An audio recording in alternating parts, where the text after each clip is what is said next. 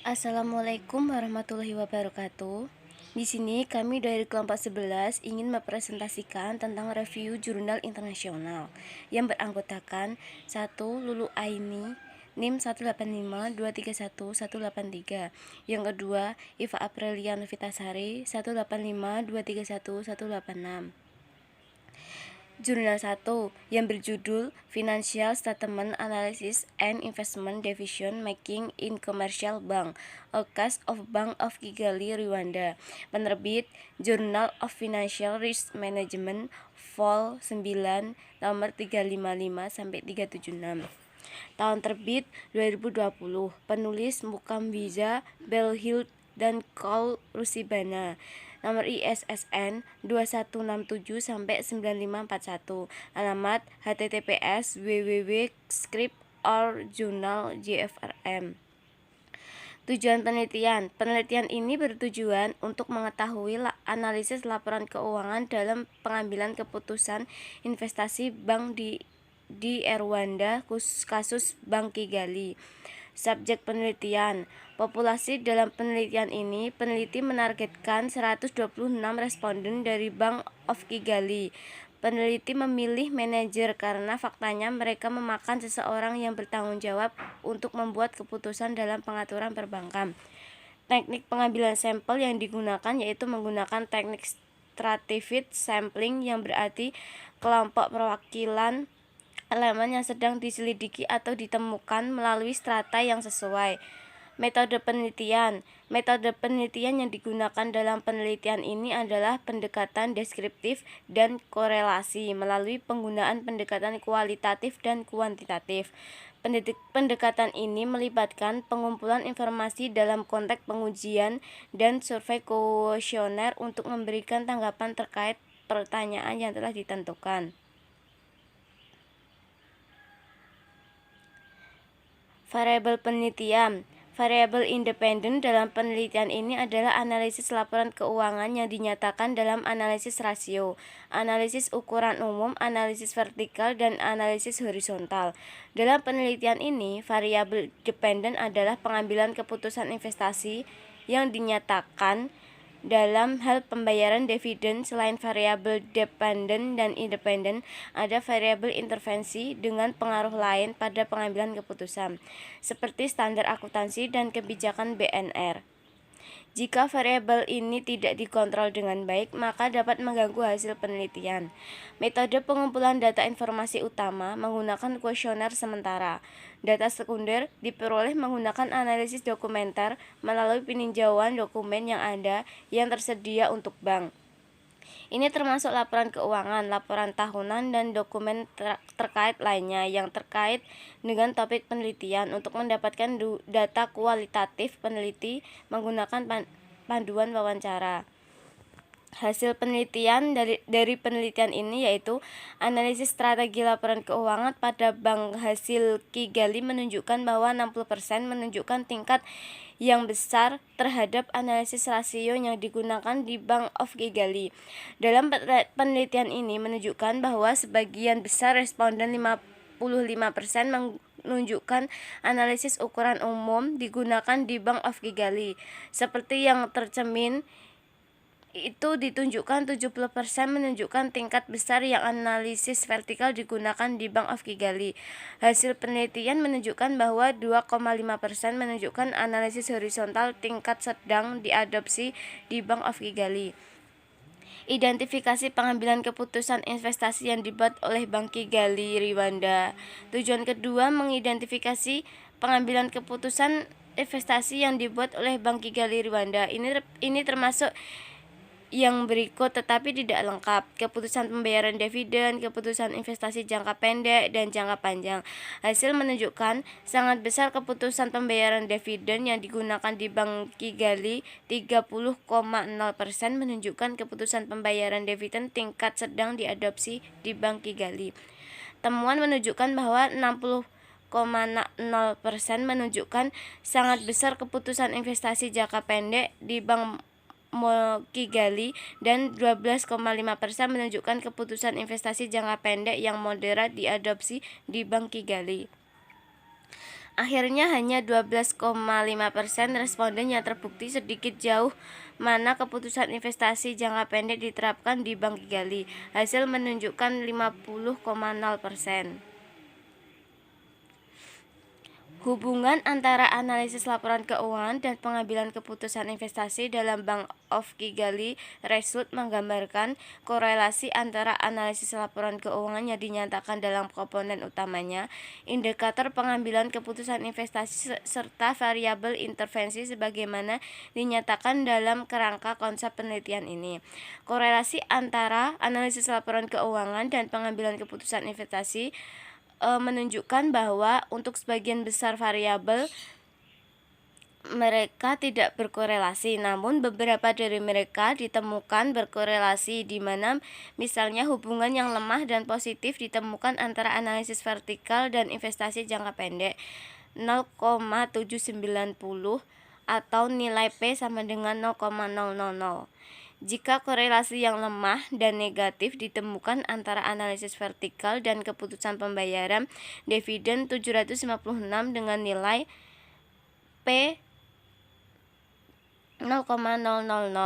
Namun yang disebutkan di atas berasal dari kelemahan yang ditemukan untuk analisis laporan keuangan di Bank of Kigali, dan peneliti menyerukan manajemen BK untuk mengatasi penyebab utama dan pengambilan keputusan investasi.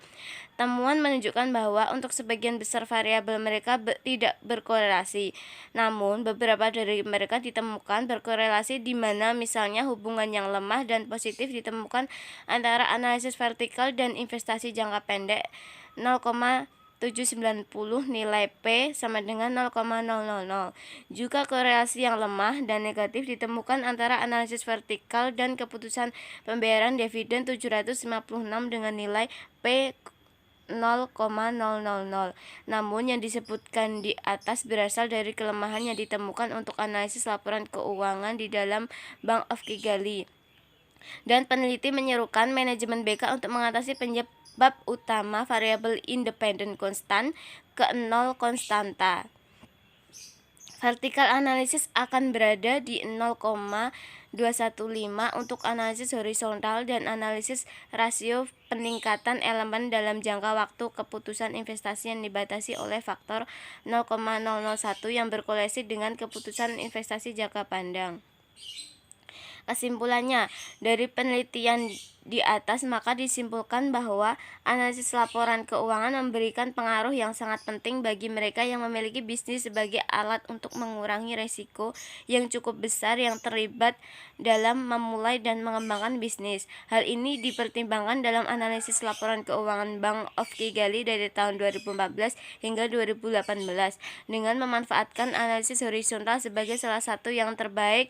Digunakan analisis laporan keuangan yang memungkinkan Bank of Kigali untuk membandingkan kinerja bisnisnya pada periode tertentu.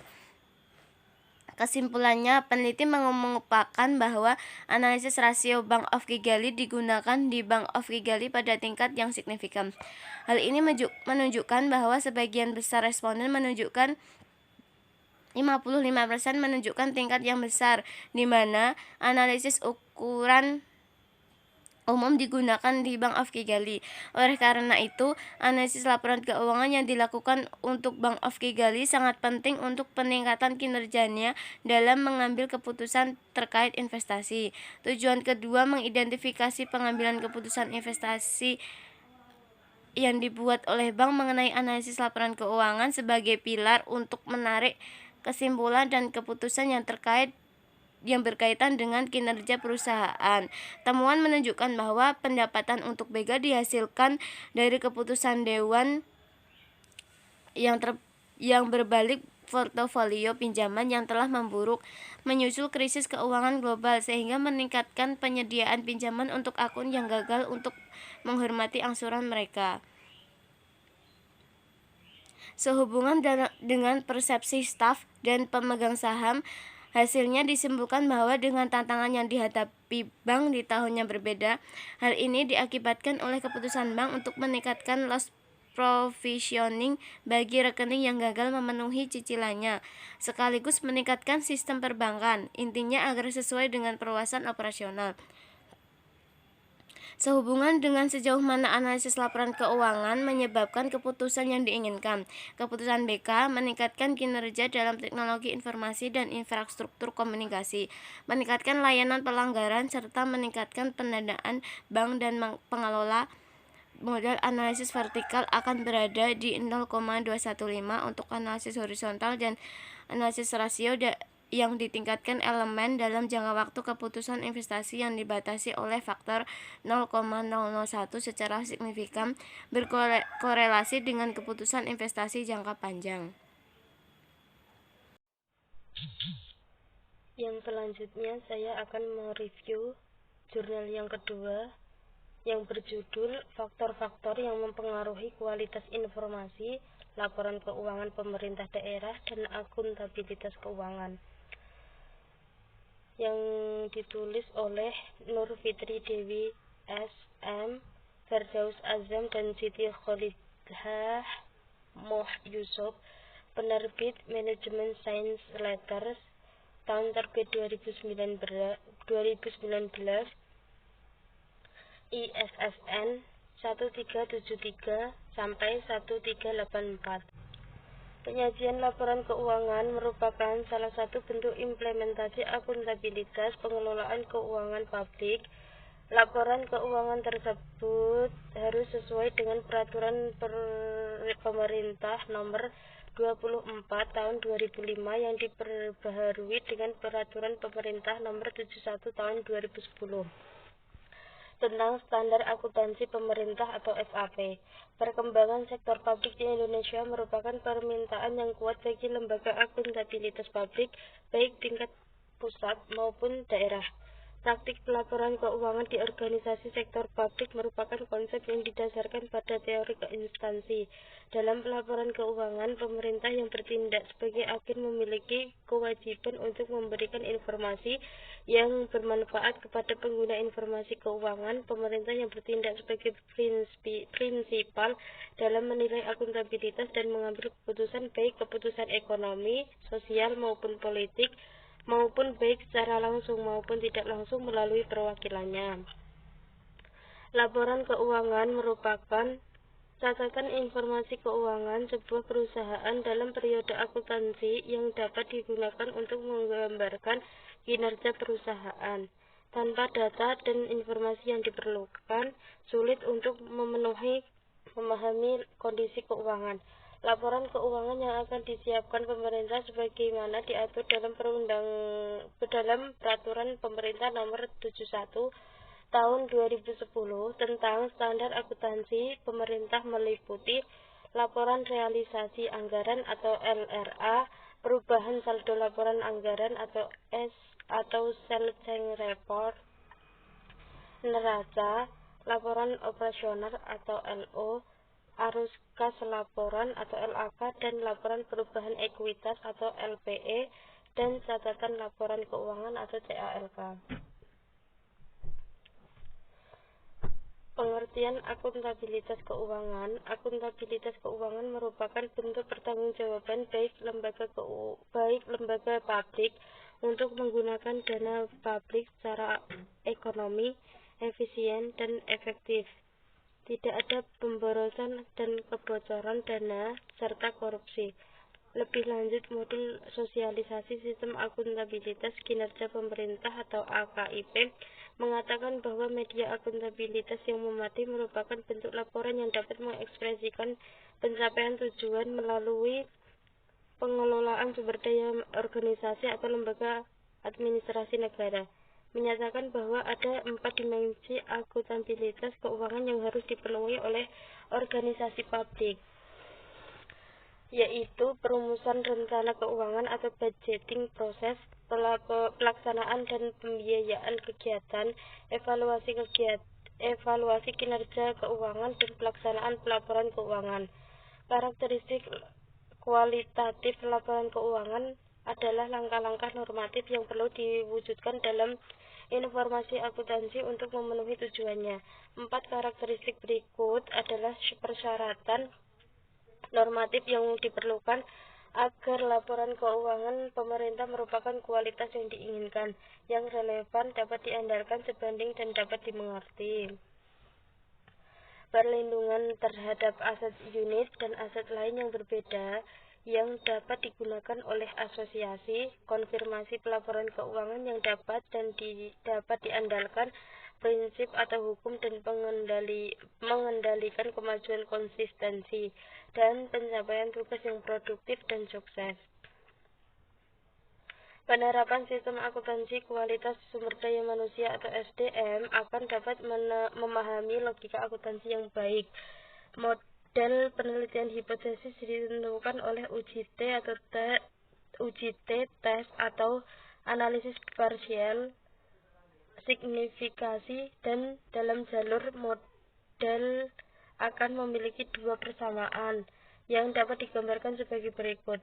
Yang pertama, Y sama dengan PY X1 plus PY X2. Yang kedua, Z sama dengan PY X1 plus PY X2 plus PZZ plus E2.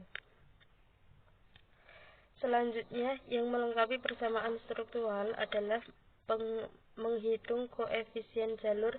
Koefisien jalur dapat dihitung menggunakan rumus hipotesis yang diusulkan dalam penelitian ini adalah H1 sama dengan pengendalian internal memiliki efek positif pada kualitas informasi laporan keuangan pemerintah daerah. H2, kompetensi sumber daya manusia berpengaruh positif terhadap kualitas informasi laporan keuangan pemerintah daerah. H3, sistem pengendalian internal berpengaruh positif terhadap akuntabilitas keuangan. H4, kompetensi sumber daya manusia berpengaruh positif terhadap akuntabilitas keuangan. H5, kualitas informasi laporan keuangan pemerintah daerah berpengaruh positif terhadap akuntabilitas keuangan. Yang selanjutnya dapat dilihat dalam tabel slide. Variabel dependen, kualitas informasi keuangan pemerintah daerah. Tabel 1 menunjukkan pengaruh sistem pengendalian internal, kompetensi sumber daya manusia terhadap kualitas informasi laporan keuangan terhadap pemerintah daerah secara parsial. Sedangkan hasil uji T di EQ dapat dilihat pada tabel 2. Menunjukkan hasil tes yang diberikan kepada EQ di mana menunjukkan sistem pengendalian internal, kompetensi sumber daya manusia, dan kualitas informasi laporan keuangan pemerintah daerah tentang akuntabilitas keuangan sebagian. Kriteria pengembalian keputusan adalah jika T lebih kecil dari T tabel, maka H0 diterima dan HA ditolak. Jika T hitung lebih besar dari T, maka H0 ditolak dan HA diterima. Yang selanjutnya, tabel yang kedua dapat dilihat dalam slide. Berdasarkan tabel nomor 2, tampaknya nilai T terhitung dalam variabel kualitas informasi laporan keuangan pemerintah daerah sebesar 6,870 lebih besar dari T tabel 1,65462 atau 6,87 lebih besar dari 1,65462.